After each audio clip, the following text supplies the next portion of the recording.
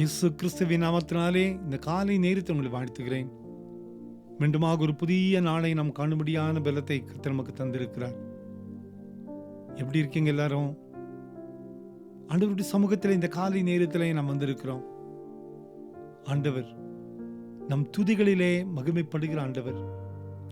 சங்கீதக்காரன் அழகாக சொல்லுகிறார். சங்கீதம் 119:171 என் உதடுகள் உமது துதியை பிரஸ்தாபப்படுத்தும் என்று சொல்லுகிறார். My lips shall utter praise. அன்பான குடும்பத்தின் மக்களை, என் உதடுகள் உமது துதியை மாத்திரம் பிரஸ்தாபப்படுத்தும். ஆண்டவர் நமக்கு செய்த நன்மைகளை, வழிநடத்தி வந்த பாதைகளை, நம் கூட இருந்து நம்மை காத்து வருகிற அவருடைய கிருபைகளை நினைக்கும் போது அவரை துதித்துக் கொண்டே இருக்க நாம் அழைக்கப்படுகிறோம். ஒரு நிமிஷம் ஆண்டவர் நம்மளை கைவிட்டார்னா நம்மளால நிற்கவே முடியாது. ஒரு நிமிடம் வந்து கொண்டிருக்கிற இந்த காற்றை தடை செய்து விட்டால் நாம் மரித்து போய் விடுவோம்.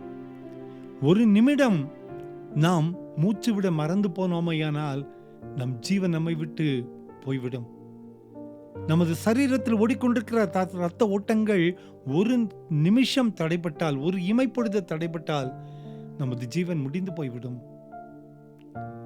இந்த உலகத்தில் எத்தனையான நன்மைகளை நாம் பெற்றுக்கொண்டே இருக்கிறோம். ஒவ்வொரு நாளுமே காலையிலே படுத்த உடனே எழுந்திருக்கிறோம். நமது அவயவங்கள் எல்லாம் பணி செய்கிறது. ஏதாவது ஒரு அவயவம் பணி செய்யாமல் போய்விட்ட விடுமையானால் நம்மால் நிம்மதியாகவே இருக்க முடியாது. எனவே இதெல்லாம் நினைக்கும் போது நம் ஆண்டவருக்கு துதி சொல்லிக்கொண்டே இருக்க வேண்டும். ஒவ்வொரு நாளுமே அவருடைய கிருபை, அவருடைய வழிநடத்துதல் நம்மை காத்து கொண்டே இருக்கிறது. எனவே தான் தாவீது பக்தன் சொல்லுகிறார், என் உதடுகள் உமது துதியை பிரஸ்தாபப்படுத்தும். நாம் துதித்து கொண்டே இருக்க அழைக்கப்படுகிறோம். துதித்து கொண்டே இருக்கும்போது, அவர் செய்த நன்மைகளை நினைத்து அவருக்கு நன்றி சொல்லிக்கொண்டே இருக்கும்போது நமது விசுவாசம் பெருகும். வீண் சிந்தனைகள் நம்மை விட்டு வெளியில போயிடும். வீணான வார்த்தைகள் நம்மை விட்டு தூரம் போய்விடும். வீணான பாவங்கள், நம் வார்த்தையினால், செயலினால், எண்ணங்களினால் செய்கிற பாவங்கள் எல்லாம் நம்மை விட்டு விலகிவிடும். ஆண்டவருக்காகவே வாழ முடியும். அன்பான குடும்பத்தின் மக்களே, நாமும் கூட ஆண்டவர் செய்த நன்மையான காரியங்களை நினைத்து நினைத்து துதித்து கொண்டே இருப்போம். நம் பயணம் செய்யும்போது, நம் வேலைகளை செய்யும்போது, நாம் தனித்து இருக்கின்ற பொழுது அவருடைய துதிகளை சொல்லிக்கொண்டே இருப்போம்.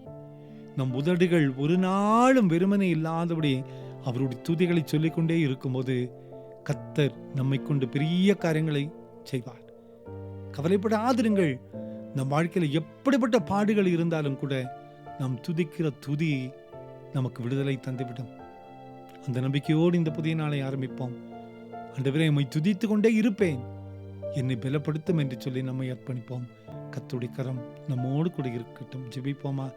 அன்பின் ஆண்டவரே, எப்பொழுதுமே உம்மை துதித்து கொண்டிருக்கத்தக்கதான பலத்தை தாரும். நீ செய்த நன்மைகள் ஏராளம் ஆண்டவரே. உம்மை துதித்து துதித்து ஆண்டவரே மகிமைப்படுத்தும் போது எங்களுடைய வாழ்வில் இருக்கிற கவலைகள், கண்ணீர், போராட்டம், உடைவுகள் எல்லாம் மாறும் என்று அறிகிறோமே. இந்த செய்தி கேட்டுக்கொண்டிருக்கிற ஒவ்வொரு வாழ்க்கையில இருக்கிற போராட்டங்கள் மறையட்டும் ஆண்டவரே. பலவீனங்கள் மறையட்டும் ஆண்டவரே. உம்முடைய சமாதானத்தை தாரும். நீர் தொடும் விடுதலை தாரும். இயேசுவின் மூலம் ஜெபங்கள் எங்கள் நல்ல பிதாவே. ஆமென், ஆமென், ஆமென்.